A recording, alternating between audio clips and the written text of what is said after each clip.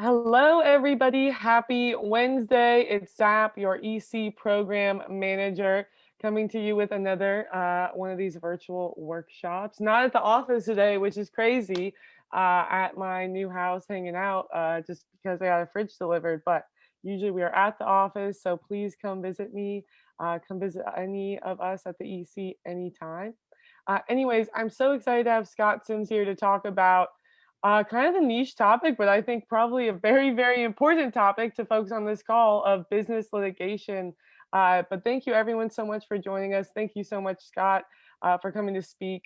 And then Scott really has pushed, if anyone wants to engage today, type stuff into the chat, raise your hand on Zoom, or, if it's appropriate timing, unmute yourself and feel free to ask a question, and I'll be helping moderate that. Anyways, Scott, I'll hand things over to you.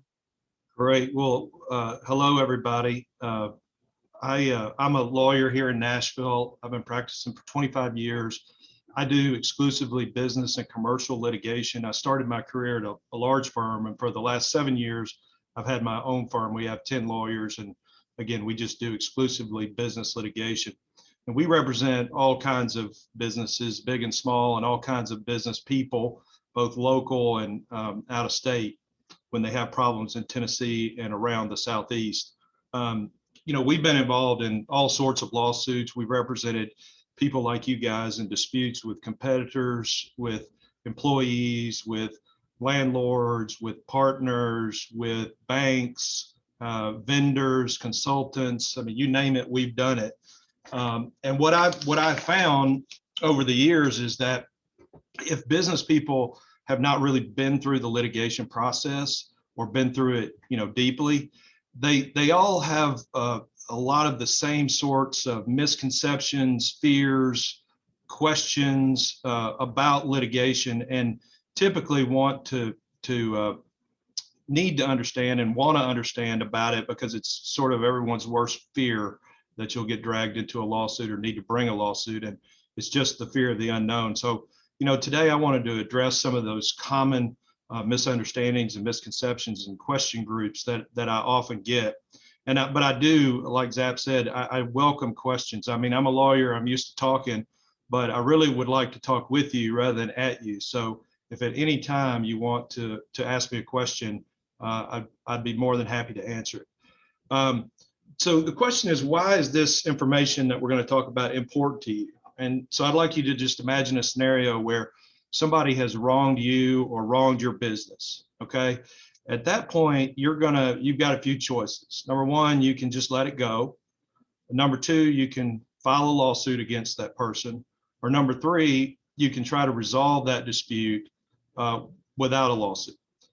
And then if you go that route, the question becomes, well, they owe me $100,000. How much less than $100,000 would it be reasonable for me to accept to resolve the dispute? And you really can't intelligently address any of those questions without some basic understanding of the litigation process, because that's your next best alternative, right? To making a deal or to just swallowing it. Or let's say you're about to sign a contract, maybe it's a lease or a partnership agreement or some other sort of contract, and you're asking yourself, man, money's tight. Is it really worth it for me to hire a lawyer? Well, unless you know something about the litigation process, which is probably where you're going to wind up if the document is not well crafted and adequate for your purposes, then it's really hard to evaluate whether the money is worth it that a lawyer would charge you. Okay, so that's kind of what we're talking about. I mean, and understand me that our court system is the best in the world, and it's a very necessary part of our society. It keeps us from picking up guns to resolve our disputes or resorting to other, sort of self-help mechanisms. But the truth of the matter is lawsuits and litigation have some realities that are often very harsh. And as you're running a business, it's prudent to be aware of those things. The writer Ambrose Bierce once defined litigation as a machine that you go into as a pig and come out as a sausage. And that is unfortunately very true in many cases, because litigation can be extremely costly. It can take forever to resolve. It can distract you or your employees from running the business and making money, which is what it's all about, right? And it can destroy relationships that may be potentially valuable down the road if you engage in a big legal fist fight with somebody, and many, many more downsides to litigation. Given our time constraints, I want to focus on the two biggest ones, and that's cost and the time it takes to resolve a lawsuit. Now, those are present in almost every case to some degree. I mean, litigation's never as cheap or as quickly resolved as people want it to be, but there are especially big factors in business litigation because business cases tend to be more complex, both legally and factually, than the average case, which might be a car wreck or some other sort of personal injury type situation. They tend to have more documents, they tend to have more witnesses, they tend to require expert testimony in many cases to establish the amount of the loss or whether a professional did right or wrong, or standards of care were met or not met, et cetera, et cetera. And all that leads to more cost and time. At the end of the day, what I want to say very clearly is that if you have a business dispute of any complexity, you're looking at a minimum price tag in terms of your own legal fees that could easily be $100,000. Okay.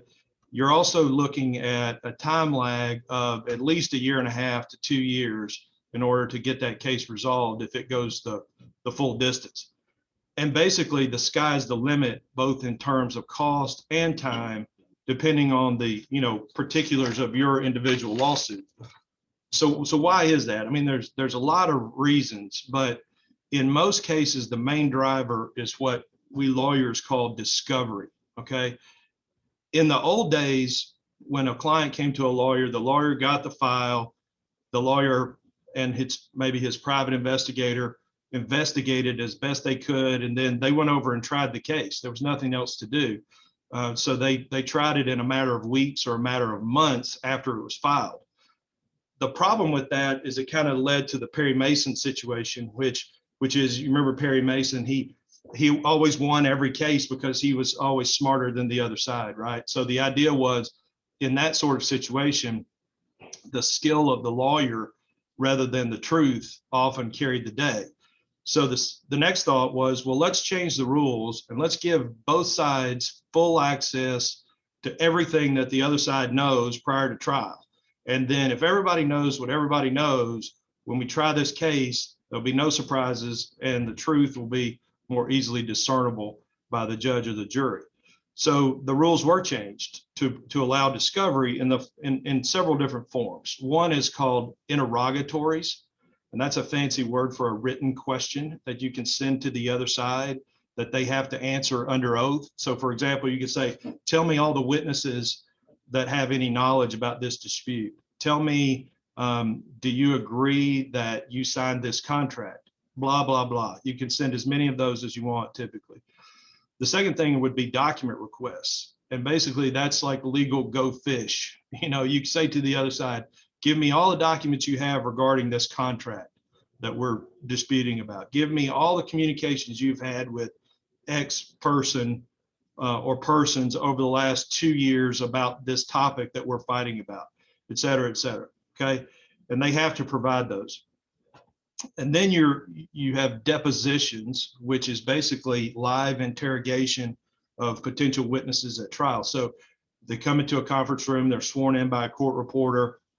The other lawyer asks them all the questions they want to ask, and the purpose is to find out what they would say at trial if the case was tried. And if they say something different at trial, you've got the transcript of what they said under oath in their deposition to cross-examine them with.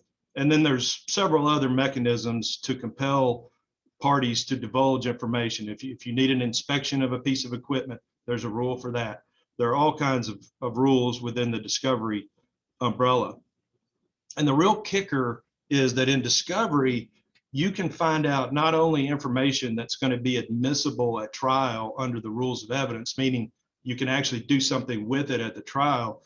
The rules also allow you to find out, quote, information that is reasonably calculated to lead to the discovery of admissible evidence. So It's actually one rung broader than just what could be usable at trial.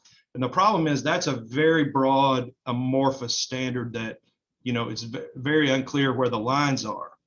And because of that broad standard, and because usually when you have discovery disputes, they occur early in the case and the court doesn't know much about the case yet. And if there's complexity to it, like in a business case, the courts are very reluctant to shut people down in discovery because they think, well, they need to be able to prove their case. And I don't really know if this is inside this broad standard or outside the broad standard. So I'm going to let it happen.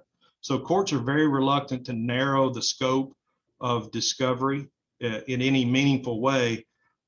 The other thing that it does is it promotes a defensive practice of law by the lawyers. So for example, have you heard the term defensive practice of medicine? That means give you every test and, X-ray and MRI and CAT scan that you might possibly need to catch every possible thing, rather than saying that's not very likely, we're not going to do that test, we're going to do this test, using more discretion and judgment.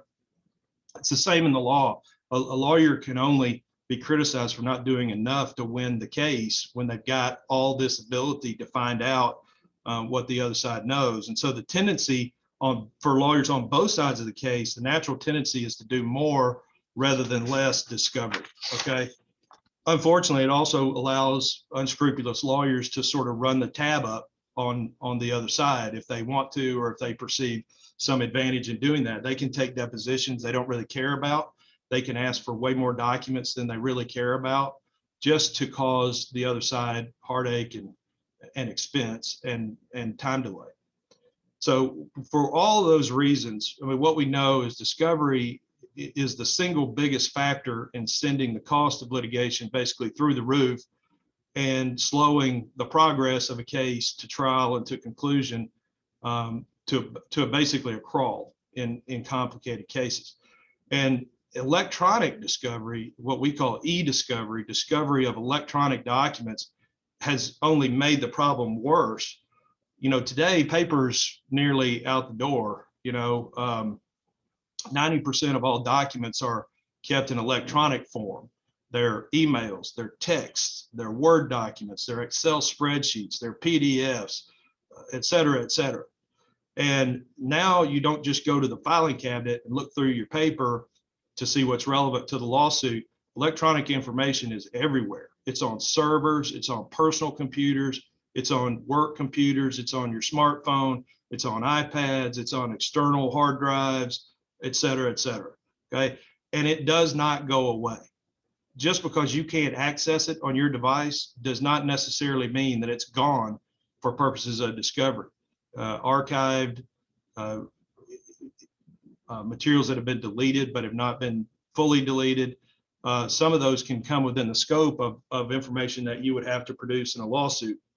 And harvesting all of that information is costly, in large part because now you have to have a new set of professionals on your litigation team. Those are IT professionals, because I don't know how to get data off a smartphone. So we have a third-party vendor. Large law firms have people in-house on the payroll that do it.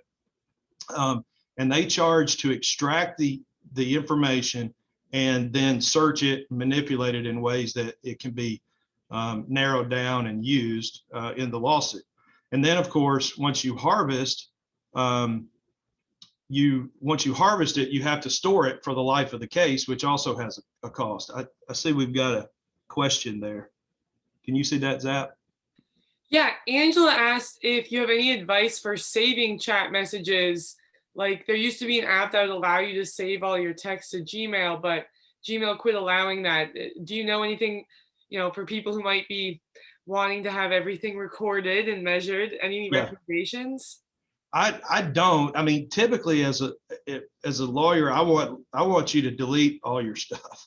Keep what's important and delete the rest, because as we'll get to, if you get in litigation, somebody's got to find the 3 texts that matter out of the 400,000 that don't, but that's really, I'm not an IT expert, and given that I'm 50, I'm super out of date.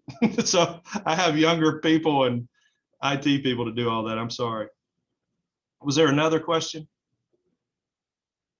Nope, that was it. Okay.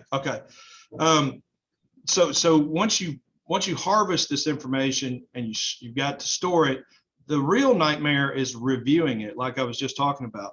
So you've got this big cache of information, and you've got these requests. Give me all your, eights, nines, jacks, queens, kings, and I've got to go through that big cache of documents and find that information, because you can't just dump a big set of documents on people that don't matter.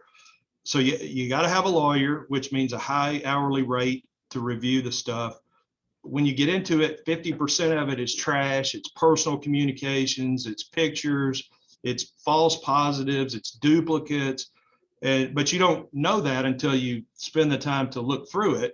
So you really are, in many cases, looking for the proverbial needle in the haystack. And just to, this varies widely, but just to give you a little example, in a document production we did recently, there were 10,000 documents. Now, in my world, that's not a lot, because let's say you've had a contract with somebody for 5 years, and the request for documents is all the communications you've had about the contract over the last 5 years. That could easily be, including emails and other things, 10,000 or more. But let's say you've got 10,000 documents. We think we could review those at about 150 documents per hour. We use the lowest rate we can, but that's $250 an hour. So to review those documents is, $17,000. And that's not summarizing them. That's not, highlighting the most important ones. And that's just your documents. Once you get the documents from the other side, you've got to assess what they've produced to you, so you know what evidence they have and what evidence you would want to use that you got from them. So you can start to see how the dollars pile up. Just this one small segment is a $20,000, $25,000 exercise, and it has to be done in every case. So the main point on cost is, when you're thinking about litigation, you should think, at a minimum, it's a very costly exercise. On the other end of the spectrum, you should think it could be severely expensive or even unaffordable, depending on the size and nature of the case. So it's not something to be trifled with. And the problem, even worse, is, there's no guarantee that you're going to get your fees paid by the other side, even if you win. Okay, there's only two. Most people don't understand that, but in America, everybody pays their own legal fees, win or lose, presumptively. The only thing that's different is, number one, if you have a contract that you're fighting about, and in the contract it says the winner gets its fees paid by the loser. That's one situation in which you can apply to the court if you're the winner to get your fees paid. Or sometimes laws and statutes will provide for fee shifting, but that's typically in areas where they're important cases, but they're not high dollar cases, like civil rights violations and things like that, where we want lawyers to be incentivized to bring justice to the situation, even though their client may not be able to pay them. So a statute, the government will shift fees there, but that doesn't really usually apply in businesses. It only rarely comes through statute. So most of the time, if you're fighting about a contract and the contract has a fee shifting provision, then you're in the game if you win. But of course, many claims aren't contract based. It could be some other claim, like you took money from the company, or somebody else took money from the company. That's not a contract claim. That's what we call a tort claim, which is a civil wrong. But anyway, so presumptively, you're going to be paying your own legal fees even if you win. So a win can be a loss depending on the cost and the amount you're fighting over. And the second thing that a lot of people say to me is, well, can you take this on a contingency basis? And basically that means that the lawyer doesn't get paid unless you win, okay? And that's typically the way it's done in personal injury cases. But that is not the way any lawyer you're going to want to represent you is probably going to take your business case. And here's why. Because in a car wreck case, somebody comes to me and they've been in a car wreck. I can pull the police report and see that the other guy ran the red light. I can see that there's one witness, and I can call that witness and say, yep, I saw the whole thing, and the other side ran the red light. And then I can know what my client's injuries are, and I can know what juries typically award for those kind of injuries. And I can say, okay, yeah, I'll take this on a third contingency because it'll cost X to work it up, but I'm probably going to win. And if I win, I'm going to get Y in a contingency fee, and that makes it worth it. The problem with a business case is a lot of times they're complicated, and you don't know as the lawyer who's going to win until you've received documents, reviewed documents, a lot of times until you've deposed key witnesses, and maybe even sometimes until you've taken the deposition of the expert. Okay. And at that point, you could be $100,000 into the case and find out that it's, that your client doesn't have a likely chance of winning it. So that's $100,000 loss for the lawyer. Well, lawyers aren't going to do that in a business case. So it's not likely that a contingency fee arrangement, I don't think I've ever taken one. I've been asked to 20, 25 times, but I don't think I've ever done it that way. So that's really the cost factor. Any questions about that before I move on to the time factor?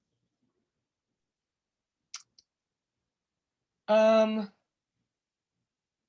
long question. Kelly, we might have to come back to that. Let me read through. Keep moving along, Scott. Okay. All right. So with respect to how long it takes to resolve a lawsuit, let me give you kind of the anatomy of a lawsuit. It starts with the filing of a complaint, okay, that sets forth the claims of the person who's allegedly been wronged. Then the other side has a month to file an answer. And in the answer, they basically just say, they go line by line through the complaint and they say, we admit that sentence, we deny that sentence, or we don't know if that sentence is true or false. That's all that happens. Lots of times people are late to hire lawyers when they get sued, and so the court will give them another 30 days. So you're 2 months in at this point, and all you've gotten is a complaint and an answer file. Then once that happens, you enter into the discovery phase that we talked about, and you're going to send out interrogatories and document requests. And again, the other side has 30 days to answer that, but the court will liberally give them additional time if they need it. And in reality, if you've asked somebody for lots of documents, they're not going to get them to you in 30 days. It might be 5 months before you have all the documents. And so, best case scenario, 3 to 6 months before you really are getting going in the case, and it could be longer than that. And then in the discovery phase, the opposing lawyer factor kicks in. I mean, is the opposing lawyer going to be overly aggressive? Are they going to be obstructionistic? Are they picking fights that don't need to be picked? Are they asking for more discovery than they really need? Are they refusing to provide information that they should be providing? Or are they just not diligent in, getting you your responses, and you've called them and called them and called them, and they still haven't gotten it? Well, all that is going to require you to go into court and say, court, force them to do this. And then the court will rule in your favor and then give them another 30 days to do it, So, depending on how the other lawyer conducts themselves, they can add a substantial amount of time to the process. And then once you have your documents, then you're on to depositions. And the question there is, well, how many witnesses are there? And if there's 4 parties that have 4 lawyers, trying to schedule any one deposition with 4 busy lawyers and all the clients who have a right to be present can take a long time. So you're talking about a minimum of a couple of months and a maximum of several months for the deposition phase. And again, how helpful or hurtful is the lawyer going to be? Is he saying he won't put his witness up for a deposition? Is he saying he's not available until the 3rd of never, for this deposition? All that kind of stuff impacts the timeline. And then after you do the fact witness depositions, if there are experts that need to testify, you have to give a written report of their opinions. The other side has 30 to 45 days to get their own expert and say the opposite or say something different. And the question becomes, how many experts are there? Are you going to take their depositions? How hard is it to schedule those depositions with busy lawyers and busy experts? And then once you get that done or nearly done, you're at the stage to ask the court to set the case for trial. And in most places, you can't even ask the court to set the case until you're basically almost done with discovery. And then the court's going to tell you, okay, I can set a trial date for you 6 months from now, or 7 months from now, or 4 months from now, or 10 months from now, depending on how clogged their docket is. So let's say then you go to trial and you win or you lose, and one side or the other appeals. That takes a minimum in Tennessee of 7.5 to 9.5 months, and most take a year or longer to resolve, because the court has to gather up all the filings in the case and send them up to the Court of Appeals. And then the parties have to file briefs that take about 3 months to complete. And then the court sets an oral argument where the lawyers orally present their positions a few months later. And then the court takes whatever time it needs to take to resolve the case, which can be 30 days, it could be 90 days, it could be 7 months, whatever the court's backlog is. And then, if let's say the Court of Appeals reverses something that the trial court did, a lot of times they send you right back to the trial court to do it over. And then once the trial court does it over, you can appeal again and add another year. Okay, so it's very laborious. I'll give you an example, a timeline in one of my cases. This was a dispute between two business partners. The lawsuit was filed in February of 2016, and we had the first phase of the trial in May of 2017, which was 15 months after it was filed. And in that phase, the court decided whether the other guy should be kicked out of the partnership for taking money and doing other bad things. And the court ruled that he should. And so we had to move to phase 2, which is valuation of his membership interest in the company, which he didn't just get stripped of it. He is actually entitled to get paid for it. That was tried in August of 2018, which was 15 months after the first trial. And then the appeal was filed in November of 2018. And the appeal was decided 20 months later in July of 2020. And the court reversed, the Court of Appeals reversed the trial court on the valuation and said, you got to redo it.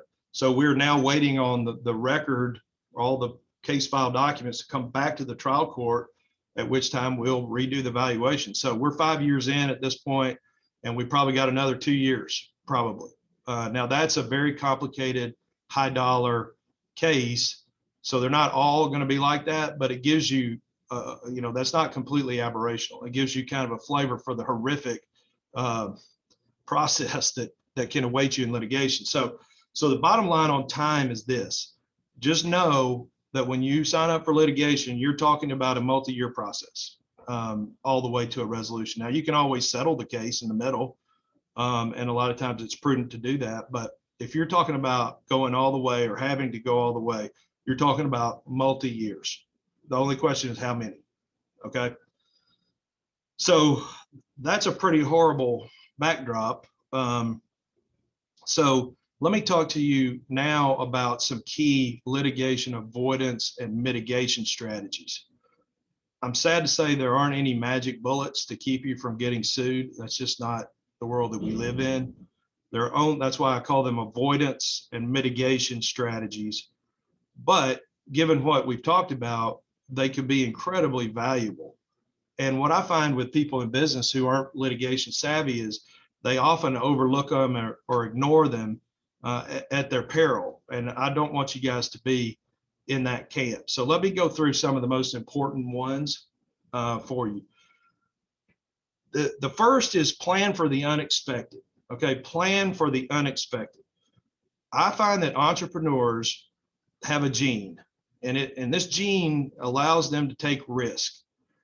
And that gene is that they have a very rosy outlook on the future. Okay, and so I see a lot of entrepreneurs, and that's helpful, right? Because it does allow them to take risks that people like me are too scared to take.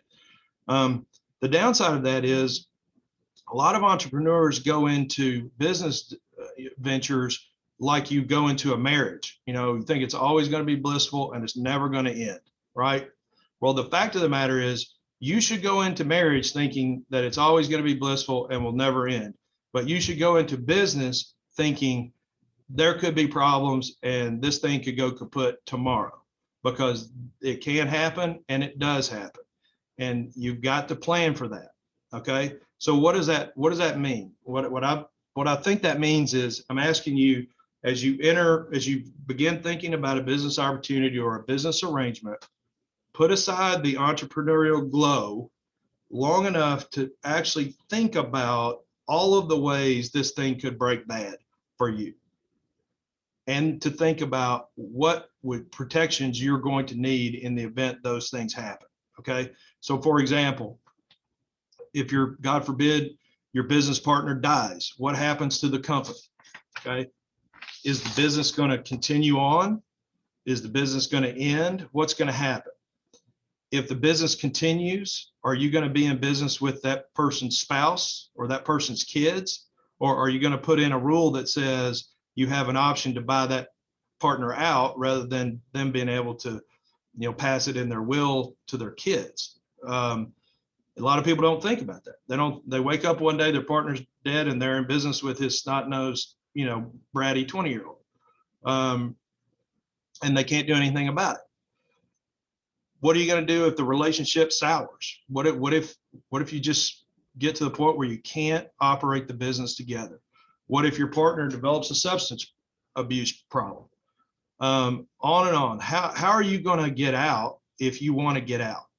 Are you going to have a buy-sell agreement of some sort? There's all number of forms that could take. What form should you use for your business?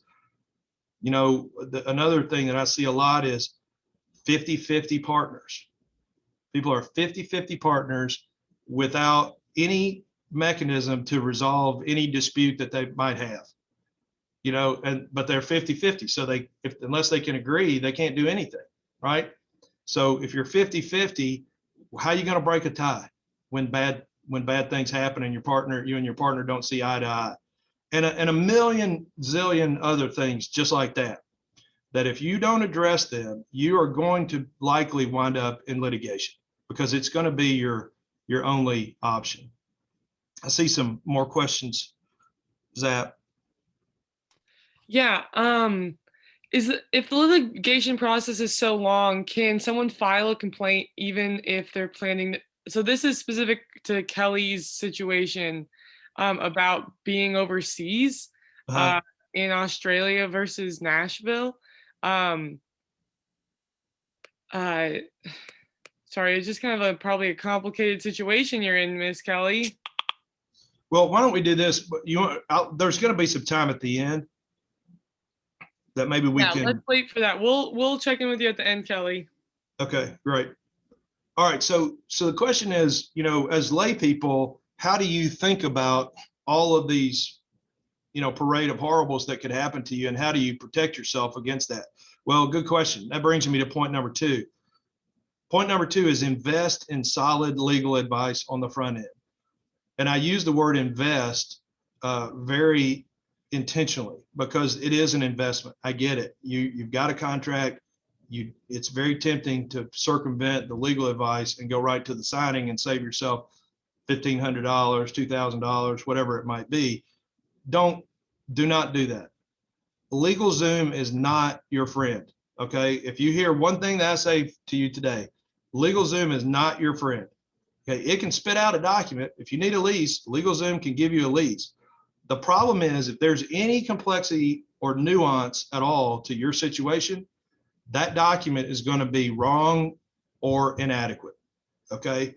And what's going to happen is that's going to get exposed someday, and you've got a document that is bad. Okay. And you can't do anything about it. So LegalZoom is not your friend.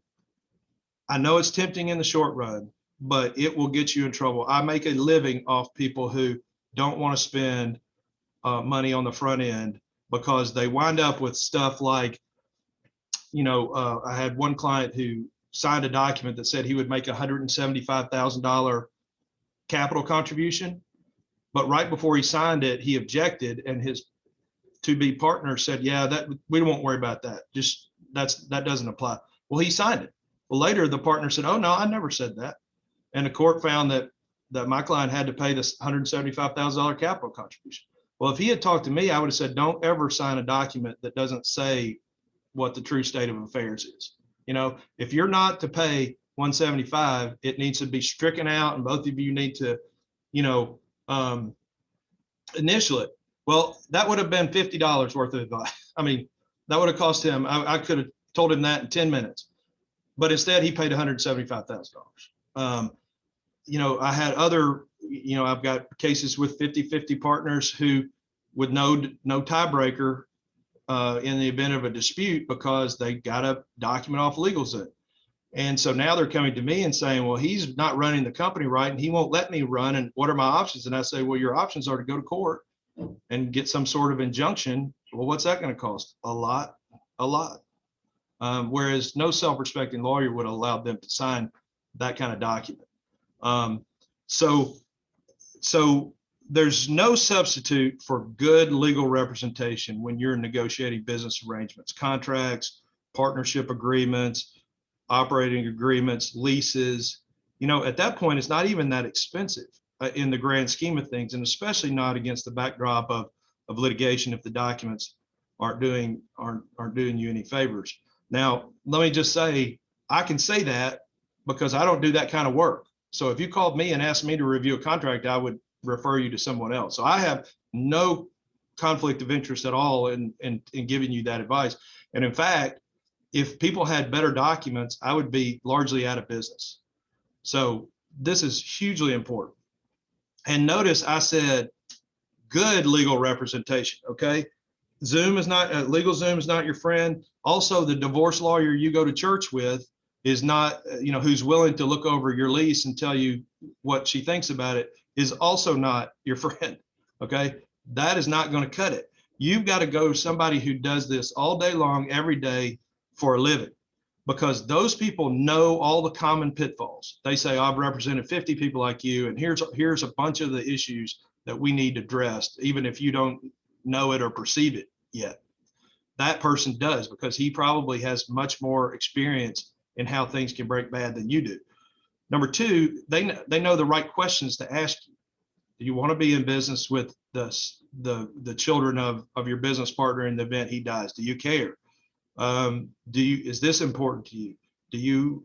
Are you in this situation such that you would need this kind of protection, et cetera, et cetera? They know the battery of questions to ask you so that your document is adequate. Now, nothing's ever perfect, for sure, but I'm sorry, I got distracted by the question, but nothing's ever perfect, but man, that's going to put you way down the road. Zap, that question? Yeah, from Joel asking, does he need an additional legal document to end an LLC member/partnership agreement if a co-founder decides to leave? There's an initial partnership document between all members. Yeah, it would depend on what that document says. I mean, you know, typically you can't just leave an LLC, but maybe yours provides for that. But yes, I mean, anything, if he were to just walk away, I would want that documented so that he couldn't come back a year from now and say, where are all those distributions I should have been getting over the last year? And you say, well, you walked away. And he'll say, well, no, I didn't. I never said that, you know? And so more documents are way better than less. And that's one where you would want to consult a corporate attorney, Joel, and ask them that very question. That could save you a lot of time, money, and heartache on the back end. Mm-hmm. Scott, I'm sort of curious about non-compete clauses. That comes up a lot, I feel like, in the office of someone wanting to, you know, it's a small world in Nashville for sure, Right. switch from a competitor to another, especially within the tech and startup world. Mm-hmm. Can you talk a little bit about that? Yeah, non-competes are valid and will be upheld, but they're held to a higher standard than a regular contract. If you have just a regular contract, let's say, Zap, you're going to buy my car and I'm going to sell it to you, you know. So we have a contract. Basically, the court is going to say, Zap, did you sign the contract? Yep. Scott, did you sign the contract? Yep. Okay, well then do what the contract says. In a non-compete, they ask one more question. They ask all those regular contract questions, but then they say, does the employer have a very strong reason to enforce this agreement? because those kind of agreements put people out of work. Okay. And so there are only very few situations where the employer will be able to show that very strong reason. And they are largely that you're the face of the company to its customers. So for example, if you're selling natural gas and people don't care whether it's all gas or some other gas company, they just know that Scott's my gas man. They don't care who he's working for. A court will typically enforce a non-compete in that circumstance because it's too easy for you to move all your customers over to the competitor. Your employer ought to have some protection, at least for a period of time, to get a new gas man on the route and have him develop relationships to try to keep the customers. The second one is specialized training, which doesn't really happen very often because it's not just training. It's like we taught you how to make Coca-Cola, and now you know the secret formula, and so we're not going to let you go to Pepsi and show them how to make Coca-Cola. The third one is confidential information and trade secrets like that. So there are very few, so that they can be enforced, but the employer's got a high burden to jump over. And then of course they have to be reasonable in time and geographic scope. If you've only worked in Tennessee, your employer can't screen you off of all of the United States, because the court's going to say, no, she can go to work in Idaho. It's not going to hurt you, right? She hasn't done any work in Idaho. So that's kind of like a 5-second primer on non-competes. Anything? Yeah, what was the third one? Sorry, I'm actually writing this down. The third one is access to confidential information. Got it. So if you know all the business plans and strategies and margins and pricing, if you're at that level of employment, court's going to look pretty hard and say, yeah, if she goes to a competitor, she can coach them up as to how to beat her former employer pretty easy. Does that make sense? Yeah. All right. So what I wanted to say is, invest in that solid legal advice on the front end. And if you don't, if you want to call me and I'll give you more and more and more horrific examples of people who had to litigate and many of whom lost in litigation because they had poorly drafted documents, call me and I can give you 3 hours on that. So don't let that be you. And if it is going to be you, then keep my card handy because you most likely will wind up in my office someday. The third thing would be when a dispute starts brewing, that's a good time to consult a lawyer. Again, not very expensive in the grand scheme of things because you're not doing discovery, you're not doing all that. It's most likely an hour of review of background information and some coaching on the phone. Because what I find a lot of times is people come to me 3 or 4 moves down the line and say, now I need a lawyer. Well, the first 3 moves shouldn't have been made and actually are putting them on a collision course with litigation or at a minimum damaging their position. And I think, man, I wish you'd called me a month ago. If you called me a month ago, I could have helped you a lot more. And for example, I have an attorney client who was representing some trustees, and they did some things and people were accusing them of having done wrong. And they said they did it on the advice of their lawyer, and the lawyer stood up in court and said, it's my fault. I told them to do all that. Well, in actuality, nothing was done wrong. They were all feeling sad about it, but nothing actually was done wrong. But now I got my client is on the record as saying he screwed up, and I was like, oh, I wish you'd called me before you did that. So when you see a dispute brewing, that's a great time to pick up the phone and talk to a litigator to say, I'm thinking about doing this. Should I? And a lot of times I say, yes, do this, that, and this. And if it doesn't work, then call me back, and that's relatively inexpensive, but can be hugely beneficial. 4 is be objective and take your lawyer's advice. Okay. A lot of people come to me and they say, I want to litigate this case because I've been done wrong. And when I start talking to them about the cost and the time, they say, I hate this person. I want to litigate. Well, the truth of the matter is that person needs some objectivity They need to put aside their emotions, their pride, their anger, their hurt, and they need to objectively evaluate their position. And in litigation, it's math. It's the cost to litigate versus how likely you are to succeed. And if you succeed, how much you're going to win. And if you lose, how much you're going to lose. Okay. And it's a formula, and the lawyer can help you with that. But so many times clients are so emotional that they can't take that advice, and they pay and they litigate more than they should. So what I would say to you is find a lawyer that you can trust to advise you about litigation or about anything else, and take their advice. And if you don't trust them and you can't take their advice, get a new lawyer, because there are lawyers out there that you can mesh with, that you can trust, and you can take their advice, and they will be hugely helpful. And in the law profession, if a lawyer gets sued, the temptation is just to represent yourself. And the old adage is a lawyer is a fool who has himself for a client. And the reason is because objectivity in your legal dealings is invaluable. Okay. And when a lawyer tries to dissuade you from litigating or encourages you to explore settlement of litigation, you should really listen to that, because that's like a real estate agent telling you to buy the less expensive house.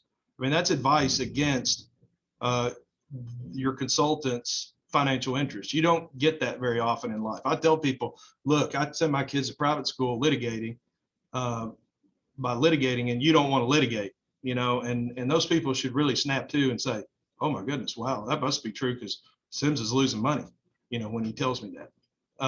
Was there another question? Yeah, it was actually related to what you just said. And I'm really curious of this too. What percent of people do you speak with that you really recommend them not to litigate? Like who you turn away by just really advising, hey, this is going to cost a ton of money, Yeah. or take a ton of time. Mm-hmm. It's not even worth it. A lot of time. Yeah. And it's the people. So now I've gotten to a place in my practice where a lot of times who's calling me is a big national or international corporation, and they're fighting over tens of millions of dollars. Okay, well, they can afford to litigate, because it makes sense. But no, I had a family dispute. 3 family members owned a very, very valuable piece of property, and they came into me and they were so mad, and they wanted to just burn down their sibling who was being so ugly. And I told them, I said, look, you need to cut a deal, because you just don't understand. And I walked them through how expensive and how long and how ugly, and how the family was probably never going to recover from this fight if it went that long and all that. And they ultimately thanked me for that advice, left. I never sent them a bill, and they got it resolved very favorably for them. So that's a regular occurrence. What's even more regular is people don't take that. They're like, well, you don't trust me, I'm going to another lawyer. Trust me, you can find a lawyer who will take your money. If you want to litigate, you'll find one that will, and you'll be very sad. So if you find one that's ethical enough to say, this is not for you, this is what I do for a living, but it's not for you, you got to pay real serious attention. And I'm not saying don't get a second opinion, but you got to pay that real serious attention. Mm-hmm. Okay. Number 5, getting the last 2 are a little more practical. Consider putting fee shifting provisions in your contracts. Okay. So the typical provision would say, in any dispute arising out of this contract, the prevailing party shall have its legal fees paid by the losing party. All right. The problem is that can really be a double-edged sword, because if you lose, you're going to pay the other side's legal fees. So double whammy there. So you got to be real careful about whether to put it in. And again, you're going to want a competent corporate type attorney to advise you based on your particular situation, whether you want that or not. But I would say, if you have contracts that put very few obligations on you and lots of obligations on the other side that they might flub, then you probably want a fee shifting provision. So for example, if you have litigation and the agreement is, I'll dismiss the litigation if you pay $100,000. Well, I want a fee shifting provision in that contract, because I know I'm going to dismiss the litigation. The main concern is you won't pay me, and then I'll have to go after you, and I'll spend 25 or 50 trying to get the 100, right? Well, no, I want a fee shifting there, because I want to say, if you don't pay the 100, you're going to pay 150. because you're going to pay the 100 and my fees, you know. But on the other side, fee shifting may not, in your business model, may not be leverage you want to give to the other side potentially, depending on what your obligations are. So you got to consult an attorney on that, but that can be a game changer. A lot of lawsuits that can't be brought economically can be if there's fee shifting. So that's a big one. Final thing is arbitration. We call that alternative dispute resolution, ADR. Arbitration is basically, it's done by contract. Usually you'll see it in your contract. It says in any dispute under this contract, it'll be arbitrated by the American Arbitration Association or some other arbitration body.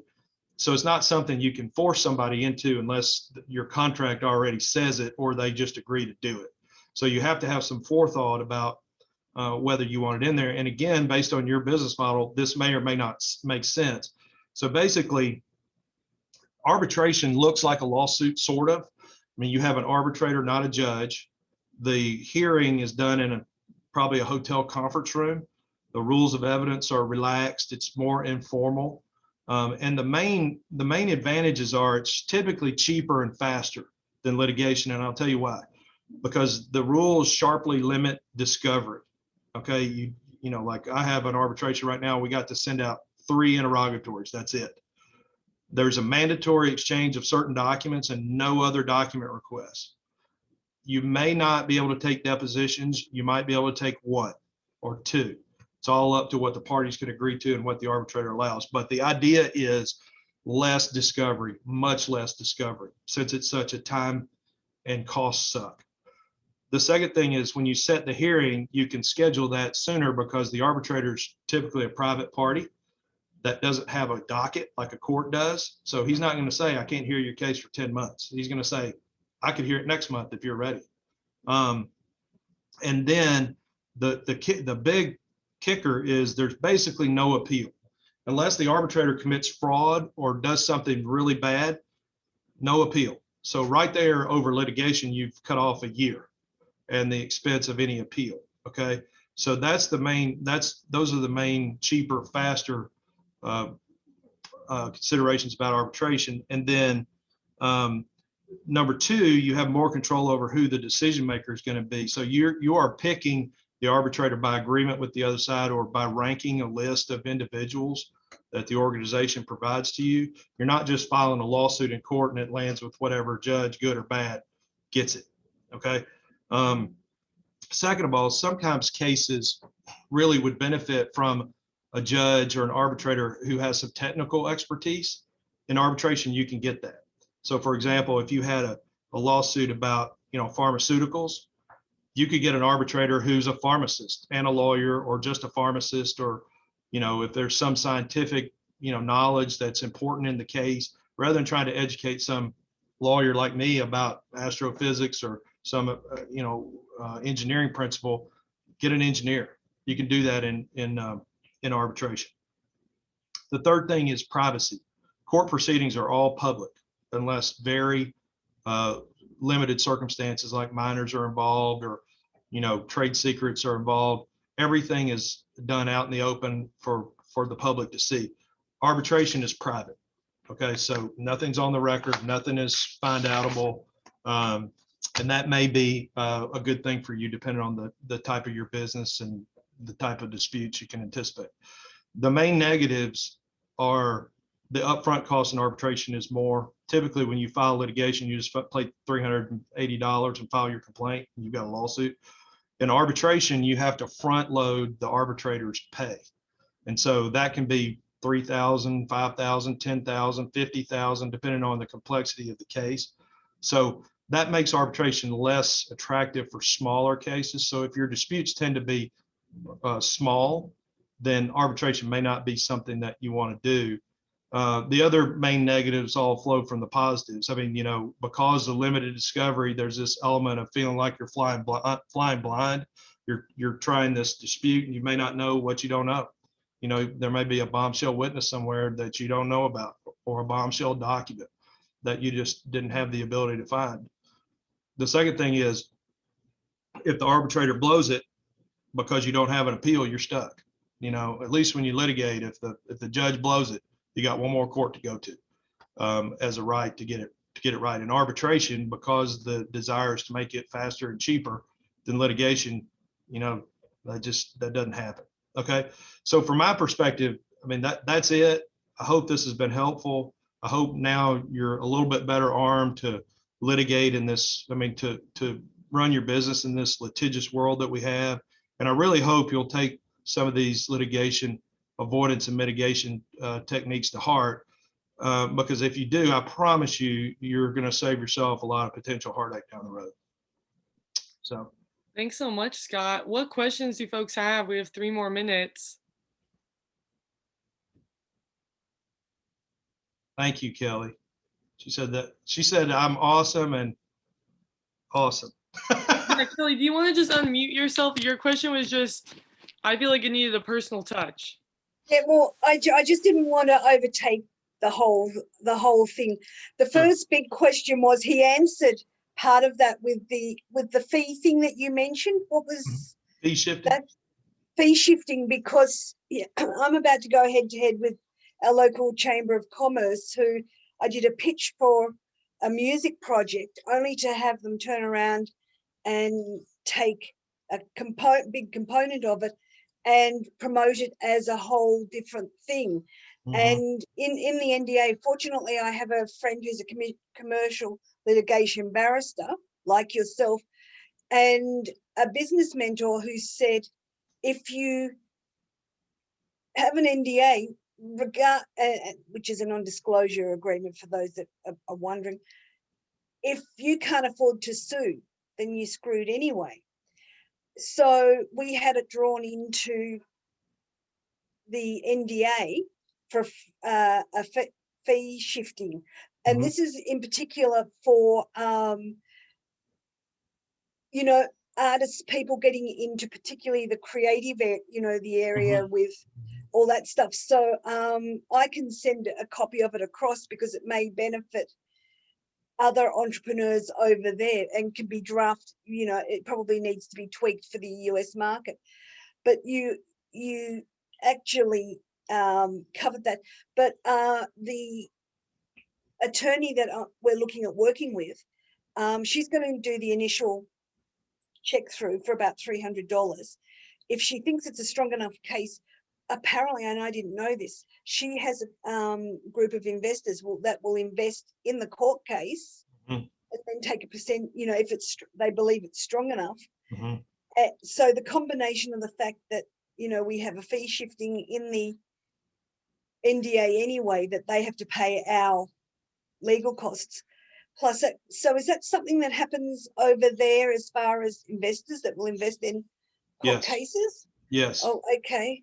It does. It typically here happens mostly in personal injury cases, for the reason that I said, they're easier to evaluate.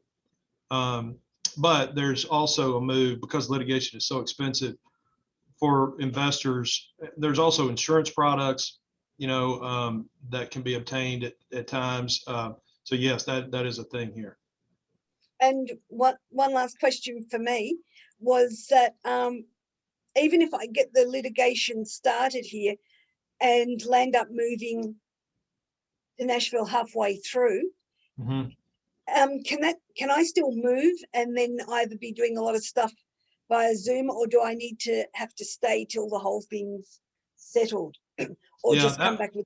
That would be a question for your lawyer, but usually where you are doesn't matter. The issue would be whether you needed to be in person for any part of the proceedings. I mean, then here, I could come back. Yeah. Here you would, if we had a trial, you would have to be present at trial.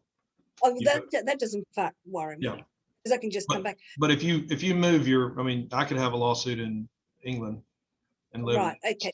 Not a problem. And one last question: will you post your in the message thing your contact details? Will you accept us as being, Or I can send them in the email follow-up, Scott. Great. I'll follow up with you. I have to wrap this up. I'm so sorry. I'm getting messages from someone else that I have to shut it down because they're taking this Zoom over, if you can believe it. Thank you so much, Scott. Thank you so much, everyone. Thank you. Good luck to everyone. Bye. Bye.